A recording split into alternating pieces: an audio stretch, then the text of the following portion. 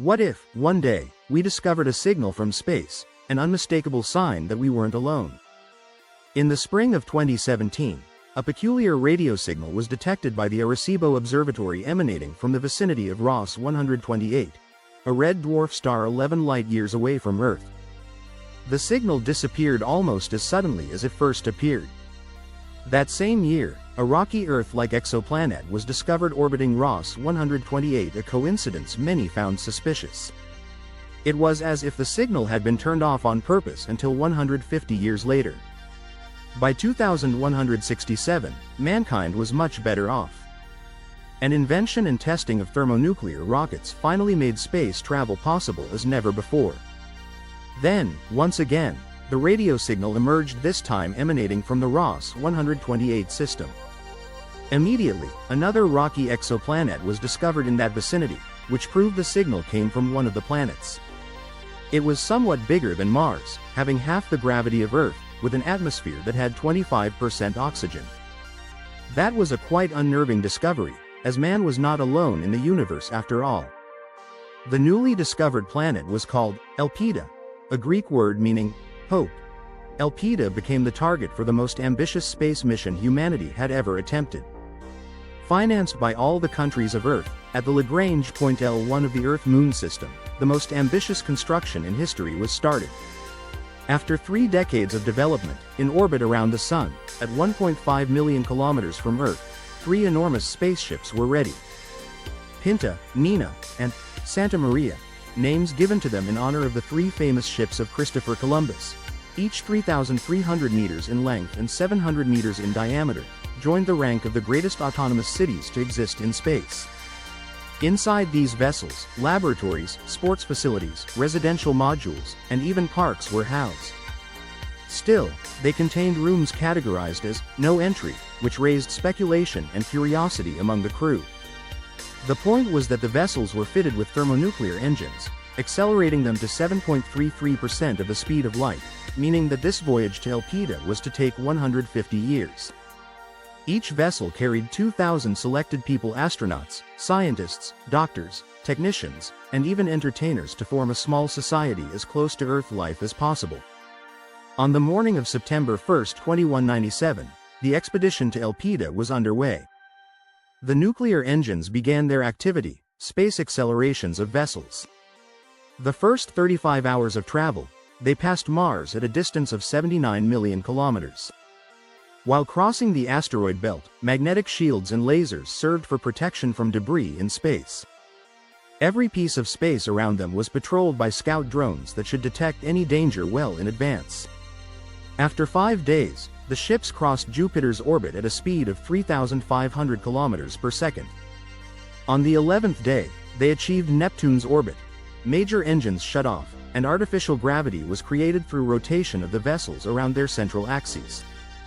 The things that had been asymmetrical walls and floors now became asymmetrical, and people who lived in them had to get used to the new configuration. Life on board gradually assumed some kind of normalcy as days went by. Schools, hospitals, and research centers reopened their work. Inside, with the modular design of the ship, spaces could be reconfigured to accommodate the new direction of gravity. Scientists began conducting experiments regarding the low gravity effect on plants, animals, and humans. Aeroponic plantations in a soilless air environment were established to grow food. Each ship contained a seed bank and DNA samples from both plants and animals to ensure biodiversity within the future colony. About a year after the launch, the first interstellar child was born. In preparation for birth, rotation speed had to be reduced for the ships to provide the same kind of gravity as Elpida, so that the newborn would immediately get adapted to life on the new planet. Every year, a new generation was born on board the spaceships. The growth rate continued to rise, but births were strictly controlled to avoid resource deficiencies and to guarantee genetic variation. By now, many of those who had left Earth were older, and generational changes were becoming more frequent. After 50 years into the journey, the vessels had reached the middle point. About 3.6 light-years from Earth and at an equal distance toward Elpida, each ship had increased its population by 500 persons. The crew was now mainly composed of the people born in space, whereas the ones who grew up on Earth and remembered it were becoming the minority. Interstellar historians began to appear and trace the history of the growth of this unprecedented society on spaceships. 100 years from the launch, the ships were 7.3 light-years from Earth and would travel another 3.7 light-years before they would reach Elpida. Already, 5 generations had been born in space, and by now the population consisted more of those who had never set foot on Earth. Their physiology adapted to the low gravity on the ships. Their bodies were taller, their muscles leaner, and their eyes had altered. Enlarged pupils and irises shone a bright green or golden yellow now, helping them to see so much better when the light was poor. While approaching Elpida, the ships began to prepare for their arrival. The target planet was but a reddish dot seen through the observation windows and was getting bigger by the day. 25 days of deceleration started when the rear engines kicked into reverse, acting as brakes. Artificial gravity returned once more, but this time it was from a different direction, and inhabitants had to get used to new horizontal decks. And finally, the day of arrival came. A blue dot appeared through the windows, the land of Elpida, its oceans, its clouds. The sky was peculiarly black and purple because of the high concentration of neon within the atmosphere. Tidally locked to its star, one hemisphere was in perpetual daylight, the other in eternal darkness, but the strong greenhouse effect moderated the temperature. It was no longer a dream at all but an active vision.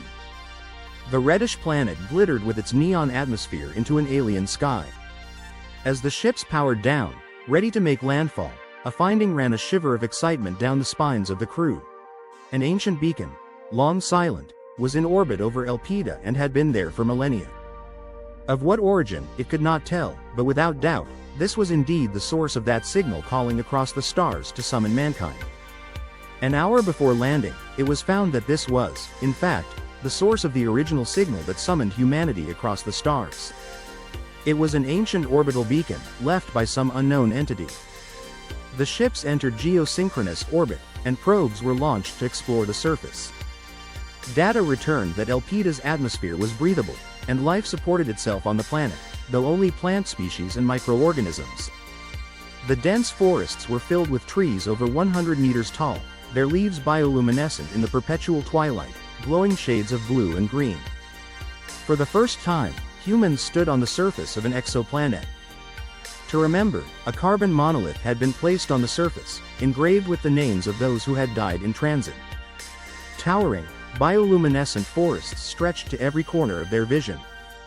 The air was crisp and breathable, filled with scents born from alien life. A monument was set on the surface, regarding the numerous lost in passage. But thickened was the mystery who left that beacon and was the signal really meant for us. As the first prints of humans were laid into the soil of an exoplanet. Although the planet seemed like a homely place, the existence of this ancient beacon left so many questions as to who had left it and for whom the signal was truly meant. As humankind started their new lease on life upon the surface of Elpida, so did the mystery about the signal linger on, a pointer that space still held secrets way beyond human comprehension.